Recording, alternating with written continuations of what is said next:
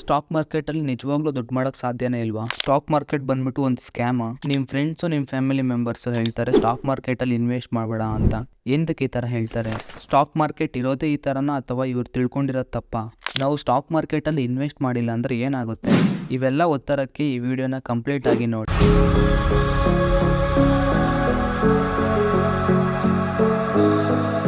ರಾಮದೇವ್ ಅಗರ್ವಾಲ್ ಒಬ್ಬ middle class ವ್ಯಕ್ತಿ 10 lakh invest ಮಾಡಿ ಈಗ ಅವರ ನೆಟ್ವರ್ಕ್ ಬಂದು 6,800 ಕೋಟಿ. ರಾಧಾಕೃಷ್ಣ ದಮಾನಿ ಫೌಂಡರ್ ಮತ್ತೆ chairman of avenue super market, ಅವರ ನೆಟ್ವರ್ಕ್ ಬಂದು 1,90,000 ಕೋಟಿ. ರಾಕೇಶ್ ಜಂಜುನ್ವಾಲಾ ಅವರು ಇನ್ವೆಸ್ಟ್ ಮಾಡಿದ್ದು 5,000, ಈಗ ಅವರ ನೆಟ್ವರ್ಕ್ ಬಂದು 50,000 ಕೋಟಿ. ವಿಜಯ್ ಕೇಡಿಯಾ ಅವರ ನೆಟ್ವರ್ಕ್ ಬಂದು ಆಲ್ಮೋಸ್ಟ್ 1,300 ಕೋಟಿ. ಇದೇ ತರ ಸುಮಾರು ಜನ, ಮುಕುಲ್ ಅಗರ್ವಾಲ್, ಆಶೀಶ್ ಧವನ್, ಅಜಿಮ್ ಪ್ರೇಮ್ಜಿ, ಈ ತರ ಸುಮಾರು ಜನ ಸ್ಟಾಕ್ ಮಾರ್ಕೆಟ್ ಅಲ್ಲಿ ಇನ್ವೆಸ್ಟ್ ಮಾಡಿ ಕೋಟ್ಯಾಂತರ ರೂಪಾಯಿ ಮಾಡಿದ್ದಾರೆ. ಎಂದಕ್ಕೆ ಶ್ರೀಮಂತರು ಶ್ರೀಮಂತರಾಗಿ ಬೆಳೀತಾ ಇದ್ದಾರೆ, ಬಡವರು ಬಡವರಾಗಿನೇ ಹೋಗ್ತಿದ್ದಾರೆ? ಅಮೆರಿಕ, ಚೈನಾ, ಯುನೈಟೆಡ್ ಕಿಂಗ್ಡಮ್ ಇಂಥ ದೇಶಗಳನ್ನ ಡೆವಲಪ್ಡ್ ಕಂಟ್ರಿ ಅಂತ ಎಂದಕ್ಕೆ ಹೇಳ್ತಾರೆ? ಎಂದಕ್ಕಂದ್ರೆ ಆ ದೇಶದ ಜನಸಂಖ್ಯೆಯಲ್ಲಿ ತುಂಬಾ ಜನ ಸ್ಟಾಕ್ ಮಾರ್ಕೆಟ್ ಅಲ್ಲಿ ಇನ್ವೆಸ್ಟ್ ಮಾಡ್ತಾರೆ. ಅದೇ ನಾವು ಭಾರತಕ್ಕೆ ಕಂಪೇರ್ ಮಾಡಿದ್ರೆ ನಮ್ಮ ಇಂಡಿಯಾದಲ್ಲಿ ಕೇವಲ 3% ಜನ ಮಾತ್ರ ಸ್ಟಾಕ್ ಮಾರ್ಕೆಟ್ ಅಲ್ಲಿ ಇನ್ವೆಸ್ಟ್ ಮಾಡ್ತಾರೆ. ಅದಕ್ಕೆ ನಮ್ಮ ದೇಶ ಇನ್ನೂ ಡೆವಲಪಿಂಗ್ ಆಗಿ ಇದೆ. ಶ್ರೀಮಂತರು ಹೆಂಗೆ ದುಡ್ಡು ಮಾಡ್ತಾರೆ? ಬಿಸ್ನೆಸ್ ಮಾಡಿನೇ ದುಡ್ಡು ಮಾಡೋದಕ್ಕೆ ಸಾಧ್ಯ ಅಥವಾ ದುಡ್ಡನ್ನ ಬೆಳೆಸೋದಕ್ಕೆ ಸಾಧ್ಯ. ಒಬ್ಬ ಸೆಕ್ಯೂರಿಟಿಯಿಂದ ಹಿಡಿದು CEO ಕೂಡ ಬಿಸ್ನೆಸ್ ಅಂಡರ್ ಅಲ್ಲೇ ಕೆಲಸ ಮಾಡ್ತಾರೆ. ಅವರಿಗೆ ಸ್ಯಾಲ್ರಿ ಸಿಗ್ತಿರೋದು ಕೂಡ ಬಿಸ್ನೆಸ್ ಇಂದಾನೆ. ಈಗ ನಾನು ಶ್ರೀಮಂತನಾಗಬೇಕು ಆದ್ರೆ ನನಗೆ ಸುಮಾರು ಕಮಿಟ್ಮೆಂಟ್ಸ್ ಇದಾವೆ. ಲೋನ್ ಕಟ್ಟೋದಿದೆ, ಮನೆ ಬಾಡಿಗೆ ಕಟ್ಟೋದಿದೆ. ಇವೆಲ್ಲ ಬಿಟ್ಟು ನಾನು ಬಿಸ್ನೆಸ್ ಮಾಡೋದು ಹೆಂಗೆ ಸರ್? ಅಕಸ್ಮಾತ್ ಬಿಸ್ನೆಸ್ ಫೇಲ್ ಆದ್ರೆ ನನ್ ಗತಿ ಏನು? ಮತ್ತೆ ನನಗೆ ಸೇವಿಂಗ್ಸ್ ಅಂತ ಉಳಿಯೋದು ಕೂಡ ಕಡಿಮೆನೆ. ಆದ್ರೂ ನನ್ನ ಲೈಫ್ ಫ್ಯೂಚರ್ ಅಲ್ಲಿ ಹಿಂಗೆ ಇರಬಾರ್ದು. ನಾನು ದುಡ್ಡಿನ ವಿಷಯದಲ್ಲಿ ಬೆಳಿಬೇಕು, ನಾನು ದುಡ್ಡು ಮಾಡಬೇಕು. ಹಾಗಿದ್ರೆ ದುಡ್ಡು ಮಾಡೋದಕ್ಕೆ ಬೇರೆ ಯಾವುದು ದಾರಿನೇ ಇಲ್ವಾ? ಇದೆ, ಅದೇ ಸ್ಟಾಕ್ ಮಾರ್ಕೆಟ್. ಸ್ಟಾಕ್ ಮಾರ್ಕೆಟ್ ಬಿಟ್ರೆ ನೀವು ಎಲ್ಲಿ ಕೂಡ ಜಾಸ್ತಿ ರಿಟರ್ನ್ಸ್ ಪಡೆಯೋದಕ್ಕೆ ಸಾಧ್ಯ ಇಲ್ಲ. ಸ್ಟಾಕ್ ಮಾರ್ಕೆಟ್ ಕೂಡ ಒಂದು ಬಿಸ್ನೆಸ್ಸೇ.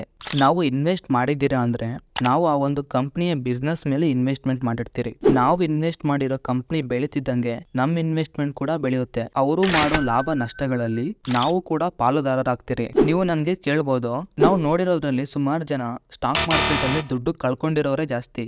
ಎಂದಕ್ಕೆ ಹಿಂಗಾಗುತ್ತೆ ಅಂದ್ರೆ, ಒಂದು ಅವರಿಗೆ ಪ್ರಾಪರ್ ನಾಲೆಜ್ ಸಿಕ್ಕಿರೋಲ್ಲ, ಇನ್ನೊಂದು ಬಂದ್ಬಿಟ್ಟು ಅವ್ರಿಗೆ ದುರಾಸೆ ಜಾಸ್ತಿ ಇರುತ್ತೆ. ಹೆಂಗಂದ್ರೆ ಅವರು 1 ಲಕ್ಷ ತಂದ್ಬಿಟ್ಟು ಡೈಲಿ 5,000, 10,000, 15,000 ಮಾಡ್ಬೇಕು ಅಂತ ದುರಾಸೆ ಇರುತ್ತೆ. ಬರ್ತಾ ಬರ್ತಾ ಅವ್ರಿಗೆ ಲಾಸ್ ಆಗೋ ಸ್ಟಾರ್ಟ್ ಆಗುತ್ತೆ.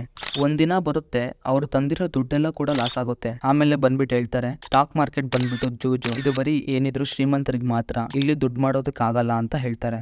ಅದಕ್ಕೆ ಹೇಳೋದು, ಸ್ಟಾಕ್ ಮಾರ್ಕೆಟ್ ಅಲ್ಲಿ ರಿಸ್ಕ್ ಇದೆ, ಆದ್ರೆ ರಿಸ್ಕ್ ನ ಮ್ಯಾನೇಜ್ ಮಾಡೋದನ್ನ ನಾವು ಕಲಿಬೇಕು. ಲಾಂಗ್ ಟರ್ಮ್ ಇನ್ವೆಸ್ಟ್ಮೆಂಟ್ ಮಾಡೋದ್ರಿಂದ ರಿಸ್ಕ್ ಕಡಿಮೆ ಆಗುತ್ತೆ, ಮತ್ತೆ ನಾವು ಹೂಡಿಕೆ ಮಾಡಿರುವಂತ ಹಣ ಕೂಡ ಸೇಫ್ ಆಗಿರುತ್ತೆ. ಸ್ಟಾಕ್ ಮಾರ್ಕೆಟ್ ಅಲ್ಲಿ ಟ್ರೇಡಿಂಗ್ ಅಂತ ಇನ್ನೊಂದು ಬರುತ್ತೆ. ಇಲ್ಲಿ ನಾವು ಡೈಲಿ 10, 15, 20,000 ಮಾಡಬಹುದು. ಅದೇ ತರ ಇದರಲ್ಲಿ ರಿಸ್ಕ್ ಕೂಡ ಇರುತ್ತೆ. ಇದನ್ನ ನಾವು ಮುಂದೆ ಬರೋ ವಿಡಿಯೋದಲ್ಲಿ ತಿಳಿಸ್ಕೊಡ್ತೀವಿ. ಎಕ್ಸಾಂಪಲ್, ನೀವೊಂದು ಸೈಟ್ ನ ತಗೊಂಡಿದ್ದೀರಿ ಅಂತ ತಿಳ್ಕೊಳ್ಳಿ. ನಿಮ್ಗೆ ಗೊತ್ತು ಇದು ಲಾಂಗ್ ಟರ್ಮ್ ಅಲ್ಲಿ ಗ್ರೋ ಆಗುತ್ತೆ.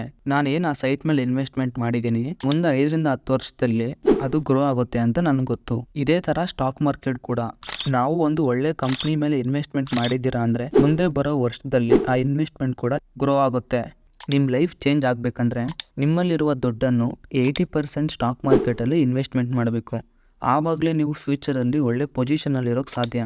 ನೀವು ಒಂದು ಕಂಪನಿಯಲ್ಲಿ ಲಾಂಗ್ ಟರ್ಮ್ ಇನ್ವೆಸ್ಟ್ಮೆಂಟ್ ಮಾಡಿದ್ರೆ ಖಂಡಿತವಾಗಿ ಅದು ಲಾಂಗ್ ಟರ್ಮ್ ಅಲ್ಲಿ ನಿಮಗೆ ಒಳ್ಳೆ ರಿಟರ್ನ್ ಕೊಡುತ್ತೆ, ಮತ್ತೆ ನಿಮ್ ದುಡ್ಡು ಕೂಡ ಸೇಫ್ ಆಗಿರುತ್ತೆ. ನಾವು ಮಾಡಿರೋ ಇನ್ವೆಸ್ಟ್ಮೆಂಟ್ 0 ಆಗುತ್ತಾ? ಸ್ಟಾಕ್ ಮಾರ್ಕೆಟ್ 0 ಆಗುತ್ತಾ? ಸ್ಟಾಕ್ ಮಾರ್ಕೆಟ್ 0 ಆಗೋದು ಆಲ್ಮೋಸ್ಟ್ ಇಂಪಾಸಿಬಲ್. ಸ್ಟಾಕ್ ಮಾರ್ಕೆಟ್ 0 ಆದ್ರೆ ನಮ್ ದೇಶನೇ 0 ಆಗುತ್ತೆ. ಸ್ಟಾಕ್ ಮಾರ್ಕೆಟ್ ಇಲ್ಲ ಅಂದ್ರೆ ನಮ್ ದೇಶನೇ ಇಲ್ಲ. ಯಾವುದೇ ಒಂದು ದೇಶ ಬೆಳೆಯೋದಕ್ಕೆ ಸಾಧ್ಯನೇ ಇಲ್ಲ. ಸ್ಟಾಕ್ ಮಾರ್ಕೆಟ್ 0 ಆದ್ರೆ ನಾವೆಲ್ಲ ರೋಡ್ ಬರ್ತೀವಿ. ಏನಿದು ಅರ್ಥ ಆಗ್ತಾ ಇಲ್ವಾ? ಬೇಡ್ಸ್ ಹೇಳ್ತೀನಿ ಕೇಳಿ. ಒಂದು ಚಿಕ್ಕ ದಿನಸಿ ಅಂಗಡಿಯಿಂದ ಹಿಡಿದು ದೊಡ್ಡ ಸೂಪರ್ ಮಾರ್ಕೆಟ್ ಅಲ್ಲಿ ಸೇಲ್ ಆಗೋ ಎಲ್ಲಾ ವಸ್ತುಗಳನ್ನು ಮ್ಯಾನುಫ್ಯಾಕ್ಚರ್ ಮಾಡುವ ಕಂಪನಿಗಳು ಸ್ಟಾಕ್ ಮಾರ್ಕೆಟ್ ಅಲ್ಲಿ ಲಿಸ್ಟ್ ಆಗಿವೆ. ಆಲ್ಮೋಸ್ಟ್ ನಮ್ ಡೇ ಟು ಡೇ ಲೈಫ್ ಅಲ್ಲಿ ಯೂಸ್ ಮಾಡೋ ಪ್ರತಿಯೊಂದು ವಸ್ತುಗಳನ್ನ ಮ್ಯಾನುಫ್ಯಾಕ್ಚರ್ ಮಾಡೋ ಕಂಪನಿಗಳು ಸ್ಟಾಕ್ ಮಾರ್ಕೆಟ್ ಅಲ್ಲಿ ಲಿಸ್ಟ್ ಆಗಿವೆ. ನಾವು ಯೂಸ್ ಮಾಡೋ tooth paste, soap, shampoo, Aashirvaad ಆಟ, ಇದೇ ತರ ಮೆಡಿಕಲ್ ಶಾಪ್ ಅಲ್ಲಿ ಸೇಲ್ ಆಗೋ ಪ್ರತಿಯೊಂದು ವಸ್ತುಗಳು, ಟ್ಯಾಬ್ಲೆಟ್ಸ್ ಇರ್ಬೋದು, ಸಿರಪ್ಸ್ ಇರ್ಬೋದು, ಇವನ್ನೆಲ್ಲ ಮ್ಯಾನುಫ್ಯಾಕ್ಚರ್ ಮಾಡುವ ಕಂಪನಿಗಳು Cipla, doctor Reddy, Biocon, Sun Pharma, Lupin, Glenmark. ಇದೇ ತರ ನಾವು ಓಡಾಡೋ ಟ್ರಾನ್ಸ್ಪೋರ್ಟ್ ಇರ್ಬೋದು, ಬೈಕ್, ಕಾರು, ಬಸ್, ಇವನ್ನೆಲ್ಲ ಮ್ಯಾನುಫ್ಯಾಕ್ಚರ್ ಮಾಡೋ ಇರುವಂತ ಕಂಪನಿಗಳು Suzuki Motors, Tata Motors, Ashok Leyland, Hyundai,